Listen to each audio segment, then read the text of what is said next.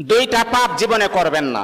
দুইটা এমন পাপ রয়েছে জীবনে করার চেষ্টা করবেন, আজকে থেকে আপনারা প্রমিস করবেন এই দুইটা পাপ আমরা কখনো করব না। আপনি নামাজ পড়েন নাই, আল্লাহ তাআলার যদি দয়া হয়ে যায় তাহলে আপনাকে মাফ করে দিবেন। আপনি ফজরের নামাজ পড়েন নাই, আল্লাহ পাক রব্বুল আলামিনের যদি মায়া লেগে যায়, আল্লাহ পাক রব্বুল আলামিন আপনার গুনাহকে আমার আল্লাহ ক্ষমা করে দিবেন।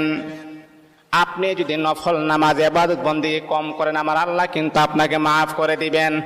কিন্তু আল্লাহর নবী বলেন দুইটা এমন জঘন্যতম পাপ রয়েছে, এই পাপগুলার ক্ষমা আমার আল্লাহ জীবনে কখনো তার বান্দাকে করবে না। দুইটা পাপ এমন জঘন্যতম পাপ, এগুলা করা যাবে না। এক নাম্বার হচ্ছে অন্যের হক নষ্ট করা। অন্যের হক কখনো নষ্ট করবেন না। আজকে নিজের ভাই বোনের হক নষ্ট করে দেয়, অন্যের হক নষ্ট করা যাবে না। দুই নাম্বার হচ্ছে আল্লাহ পাক রব্বুল আলামিনের সাথে শিরিক করা। যদি কোনো বান্দা আল্লাহ পাকের সাথে শিরিক করেন, আমার